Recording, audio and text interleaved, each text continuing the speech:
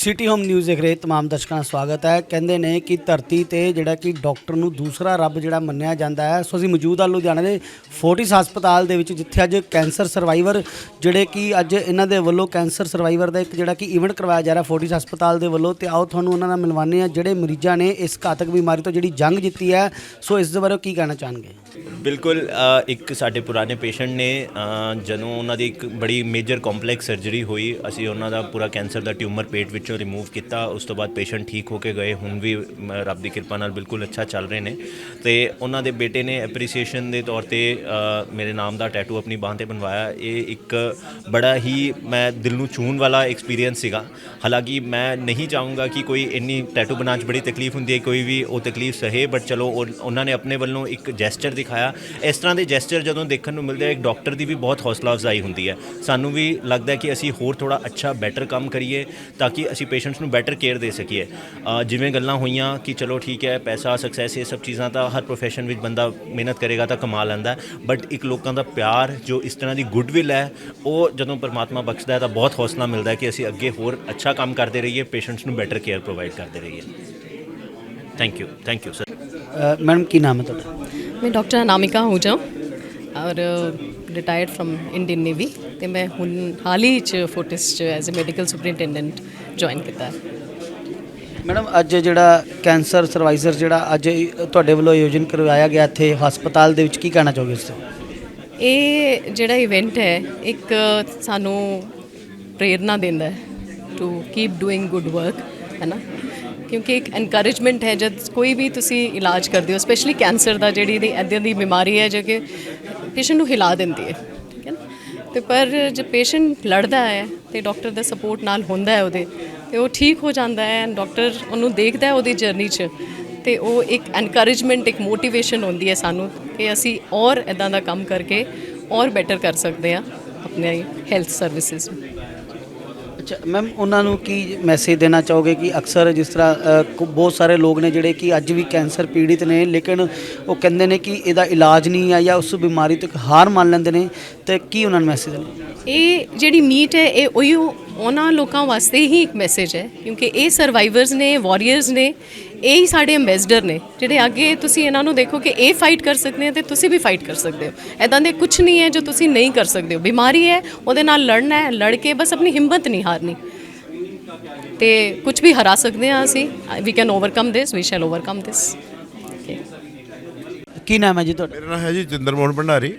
ਤਕਰੀਬਨ ਅੱਜ ਤੋਂ ਮੈਂ 3 ਮਹੀਨੇ ਪਹਿਲਾਂ ਹਸਪੀਟਲ ਜਦੋਂ ਆਇਆ ਸੀਗਾ, ਮੈਨੂੰ ਇਸ ਹਸਪੀਟਲ ਦੇ ਡਾਕਟਰਸ ਨੇ, specially doctor Nish Bhatia, doctor Praveen, doctor Davinder, ਇਹਨਾਂ ਨੇ ਇੱਕੋ ਇੱਕ ਕੌਨਫੀਡੈਂਸ ਦਿੱਤਾ ਸੀਗਾ ਕਿ ਤੁਸੀਂ ਘਬਰਾਉਣਾ ਨਹੀਂ, ਪੋਜ਼ੀਟਿਵ ਐਟੀਟਿਊਡ ਰੱਖਣਾ, ਤੁਸੀਂ ਠੀਕ ਹੋ ਜਾਓਗੇ।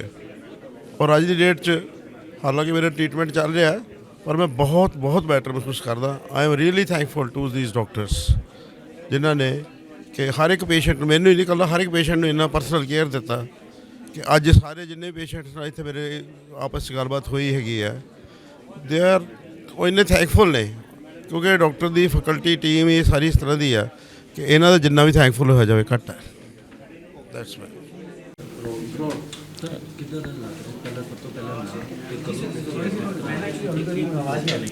ਹਾਂਜੀ ਸਰ, ਮੇਰਾ ਨਾਮ ਕੁਲਦੀਪ ਸਿੰਘ ਆ ਅਤੇ ਮੈਂ ਮਲੇਰਕੋਟਲਾ ਏਰੀਆ ਤੋਂ ਬਿਲੋਂਗ ਕਰਦਾ ਹਾਂ। ਅਤੇ ਮੇਰੀ ਮੰਮੀ ਦੇ ਕੈਂਸਰ ਦੇ ਪੇਸ਼ੈਂਟ ਸੀਗੇ, ਅਤੇ ਉਹ ਪਹਿਲਾਂ ਸੀ ਉਸ ਹਸਪੀਟਲ 'ਚ ਗਏ ਸੀਗੇ, ਅਤੇ ਉੱਧਰੋਂ ਉਹਨਾਂ ਨੇ ਜਵਾਬ ਦਿੱਤਾ ਸੀ ਵੀ ਇਹ ਹੋਣਾ ਨਹੀਂ ਗਾ, ਆਪਰੇਟ ਕੋਈ ਵੀ ਨਹੀਂ ਕਰ ਸਕਦਾ। ਇਵਨ ਜੇ ਤੁਸੀਂ ਫੋਰਨ ਕੰਟਰੀ 'ਚ ਵੀ ਜਾਓਗੇ ਤਾਂ ਵੀ ਨਹੀਂ ਹੋਣਾ ਹੈ।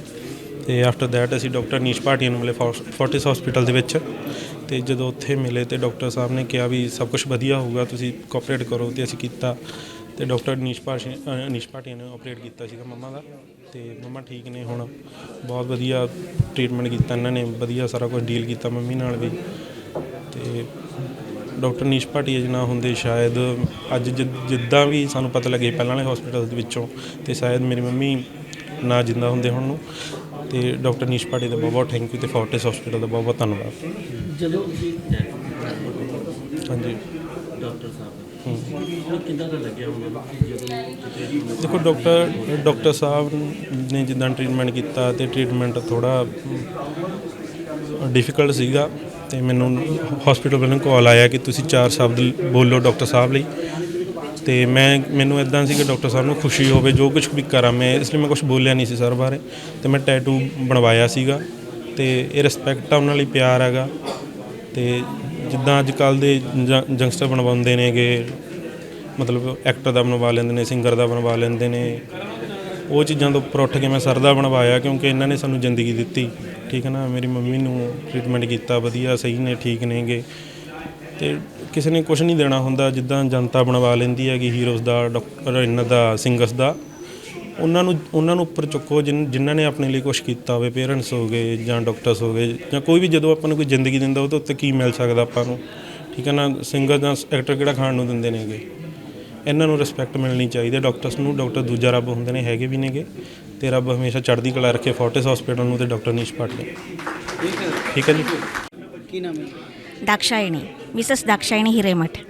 अच्छा, क्या कहना चाहेंगे आप, जैसे आपने जो इतनी बड़ी बीमारी से जो जंग जीती है उसके बारे में क्या कहें? एक्चुअली सबसे पहले मुझे लगा ही नहीं था कि मुझे कैंसर है। मुझे लगा था जस्ट कुछ लंप होगा, लेकिन जब पता चल गया कैंसर है, एक्चुअली मुझे ऐसा लगा कि पैसे बहुत खर्च करने से अच्छा है खुद को कुछ कर लो। बहुत ज़्यादा डिप्रेशन में आ गए थे। फिर डॉक्टर अनीश के पास आ गए, उन्होंने इतना ज़्यादा कॉन्फिडेंस दिए मुझे कि मैं, उनके दादी को भी ये हुआ है बीमारी, तो 40 साल से बिल्कुल ठीक है।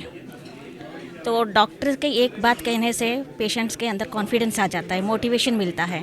वही मुझे यहाँ मिला। अप्रैल 9 को मेरी सर्जरी हो गई। 3 दिन के बाद मैं डॉक्टर के पास आ गई। डॉक्टर ने कहा था कि व्हील चेयर पर नहीं आना, चल के आना है। एक्चुअली वही एक था मेरे में कि कॉन्फिडेंस कि मैं चल के आ सकती हूँ, और मैं चल के आ गई।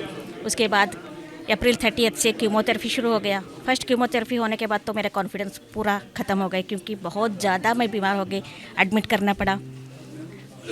उस टाइम डॉक्टर शेख होते, अभी वो नहीं है, लेकिन मैं अभी भी दुआ करती हूँ उनके सोल के लिए। बहुत ज़्यादा उन्होंने मुझे मोटिवेट किए, हमेशा मेरे पास आते रहे। नहीं तो डॉक्टर्स कहाँ आते, एक नर्स के ऊपर छोड़ देते हैं, लेकिन नहीं, डॉक्टर अनीश, डॉक्टर सेको बार बार आते रहे मेरे पास, देखते रहे कि देखो बेटा ऐसे नहीं होता। डॉक्टर सेको ने बहुत ज़्यादा मुझे हिम्मत दी है। वैसे ही डॉक्टर अनीश भी आते रहे, देखते रहे, एक बेटे की जैसे मुझे उन्होंने ट्रीट की है। कीमोथेरेपी शुरू हो चुकी है, ख़त्म हो गई। उसके बाद मैंने एटलीस्ट 6 टाइम एडमिट हो गई।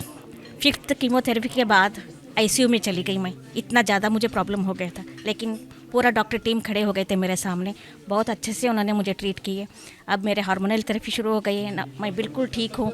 अभी पूरा कॉन्फिडेंस है कि मैं बिल्कुल ठीक हो जाऊँगी। यही बोलूँगी कि किसी को भी अगर होता है तो डरना नहीं है, आप लोगों ने सीधा फोर्टिस हॉस्पिटल आ जाइए, क्योंकि यहाँ पर जो डॉक्टर्स हैं बहुत ज़्यादा केयर करते हैं, कॉन्फिडेंस देते हैं, एक फैमिली की जैसे ट्रीट करते हैं। जीडी स्टाफ से लेके पूरी डॉक्टर्स टीम तक सब लोग आपको बहुत ज़्यादा केयर करते हैं। ਕੀ ਨਾਮ ਹੈ ਤੁਹਾਡਾ? ਜਗਦੀਪ ਸਿੰਘ ਜੀ। ਕੀ ਕਹਿਣਾ ਚਾਹੋਗੇ ਅੱਜ ਫੋਰਟਿਸ ਹਸਪਤਾਲ ਦੇ ਵਿੱਚ ਜਿਹੜਾ ਤੁਸੀਂ ਕੈਂਸਰ ਦੀ ਜਿਹੜੀ ਇੰਨੀ ਘਾਤਕ ਬਿਮਾਰੀ ਤੋਂ ਐਡੀ ਵੱਡੀ ਜੰਗ ਜਿੱਤੀ ਹੈ, ਕੀ ਕਹਿਣਾ ਚਾਹੋਗੇ ਇਸ ਤੋਂ ਬਾਅਦ? ਅਸੀਂ ਕਹਾਂਗੇ ਜੀ ਤਾਂ ਇੱਕ ਬਹੁਤ ਵਧੀਆ ਉਪਲਬਧੀ ਹੈ ਸੀਰੇ ਵਾਸਤੇ ਵੀ, ਔਰ ਸਾਡੇ ਗਰੀਬ ਜਨਤਾ ਵਾਸਤੇ ਵੀ। ਇਸ ਤੋਂ ਵਧੀਆ ਹੋਰ ਕੁਝ ਨਹੀਂ ਸਕਦਾ। ਸਾਡੇ ਲੋਕਾਂ ਦਾ ਭਲਾ ਹੋ ਰਿਹਾ ਅੱਜ, ਔਰ ਸਸਤੀ ਔਰ ਚੰਗੀ ਮੈਡੀਸਨ ਮਿਲ ਰਹੀ ਹੈ। ਤੇ ਜਿਹੜੇ ਲੋਕ ਜਿਸ ਤਰ੍ਹਾਂ ਤੁਸੀਂ ਵੀ ਠੀਕ ਹੋਏ ਹੋ, ਤੁਹਾਨੂੰ ਲੱਗਦਾ ਨਹੀਂ ਸੀ ਕਿ ਜਿੱਦਾਂ ਕਿ ਇੰਨੀ ਵੱਡੀ ਜਿੱਦਾਂ ਬਿਮਾਰੀ ਹੈ, ਤੁਸੀਂ ਜਿਹੜੀ ਇਹ ਜੰਗ ਜਿੱਤੀ ਹੈ, ਜਾਂ ਫਿਰ ਜਿਹੜੇ ਕਹਿ ਸਕਦੇ ਆ ਕਿ ਅੱਜ ਵੀ ਬਹੁਤ ਸਾਰੇ ਜਿਹੜੇ ਕੈਂਸਰ ਤੋਂ ਪੀੜਿਤ ਜਿਹੜੇ ਮਰੀਜ਼ ਨੇ, ਤਾਂ ਉਹਨਾਂ ਦੇ ਲਈ ਕੀ ਮੈਸੇਜ ਦੇਣਾ ਚਾਹੋਗੇ? ਉਹਨਾਂ ਲਈ ਉਹਨਾਂ ਚੰਗਾ ਫਿਊਚਰ ਹੈ, ਉਹ ਜਲਦੀ ਜਲਦੀ ਠੀਕ ਹੋਣਗੇ। ਅਸੀਂ ਪੂਰੀ ਉਪਲਬਧ ਲੈ ਕੇ, ਇਸ ਸੁਵਿਧਾ ਲੈ ਕੇ, ਅਤੇ ਆਪਣੀ ਜ਼ਿੰਦਗੀ ਨੂੰ ਸਵਾਰਨਗੇ, ਸਾਰੇ ਆਪਣੇ ਬੱਚਿਆਂ ਨਾਲ ਖੁਸ਼ ਰਹਿਣਗੇ। ਸੋ ਅਸੀਂ ਤੁਹਾਨੂੰ ਮਿਲਵਾਇਆ ਉਹਨਾਂ ਜਿਹੜੇ ਮਰੀਜ਼ਾਂ ਦੇ ਨਾਲ ਜਿਨ੍ਹਾਂ ਨੇ ਇਸ ਕੈਂਸਰ ਦੀ ਜਿਹੜੀ ਘਾਤਕ ਬਿਮਾਰੀ ਤੋਂ ਜੰਗ ਜਿੱਤੀ ਹੈ, ਤਾਂ ਜਿਨ੍ਹਾਂ ਦਾ ਕਿ ਇੱਕ ਮੈਸੇਜ ਵੀ ਜਿਹੜਾ ਦਿੱਤਾ ਗਿਆ ਹੈ ਕਿ ਆਮ ਲੋਕਾਂ ਨੂੰ ਕਿ ਜੇਕਰ ਇਸ ਤਰ੍ਹਾਂ ਦੀ ਕੋਈ ਵੀ ਘਾਤਕ ਬਿਮਾਰੀ ਹੁੰਦੀ ਹੈ ਤਾਂ ਉਹਦੇ ਨਾਲ ਸਾਨੂੰ ਜ਼ਰੂਰਤ ਹੈ ਹਮੇਸ਼ਾ ਡਟ ਕੇ ਲੜਨ ਦੀ, ਨਾ ਕਿ ਇਸ ਬਿਮਾਰੀ ਤੋਂ ਹਾਰਨ ਦੀ, ਕਿਉਂਕਿ ਇਸ ਦੁਨੀਆ ਦੇ ਵਿੱਚ ਕੋਈ ਐਸੀ ਚੀਜ਼ ਨਹੀਂ ਹੈ ਕਿ ਜਿਹਦੇ ਉੱਤੇ ਅਸੀਂ ਆਪਣੀ ਜਿੱਤ ਜਿਹੜੀ ਹਾਸਲ ਨਹੀਂ ਕਰ ਸਕਦੇ। ਲੇਕਿਨ ਡਾਕਟਰਾਂ ਦਾ ਵੀ ਇਹੀ ਕਹਿਣਾ ਹੈ ਕਿ ਜਿਹੜਾ ਕਿ ਇਸ ਬਿਮਾਰੀ ਦੇ ਉੱਤੇ ਕਦੀ ਵੀ ਕਿਸੇ ਨੇ ਇਸ ਤਰ੍ਹਾਂ ਦੀ ਪਹਿਲੇ ਤਾਂ ਬਿਮਾਰੀ ਹੋਵੇ ਨਾ, ਜੇਕਰ ਹੁੰਦੀ ਹੈ ਤਾਂ ਲੇਕਿਨ ਕਿਸੇ ਨੂੰ ਵੀ ਡਰਨ ਦੀ ਜ਼ਰੂਰਤ ਨਹੀਂ ਹੈ, ਕਿਉਂਕਿ ਹਰ ਬਿਮਾਰੀ ਦਾ ਜਿਹੜਾ ਕਿ ਹੁਣ ਜਿਹੜਾ ਕਿ ਇਲਾਜ ਜਿਹੜਾ ਕਿ ਇਸ ਦੁਨੀਆ ਦੇ ਵਿੱਚ ਹੁਣ ਜਿਹੜਾ ਆ ਚੁੱਕਾ ਹੈ। ਲੇਕਿਨ ਹੋਰ ਅਪਡੇਟ ਲਈ ਜੁੜੇ ਰਹੋ ਸਾਡੇ ਚੈਨਲ CTM ਨਿਊਜ਼ ਨਾਲ। ਕੈਮਰਾ ਪਰਸਨ ਨਵਲ ਦੇ ਨਾਲ ਮੈਂ ਕਪਿਲ ਗਤਿਆਲ।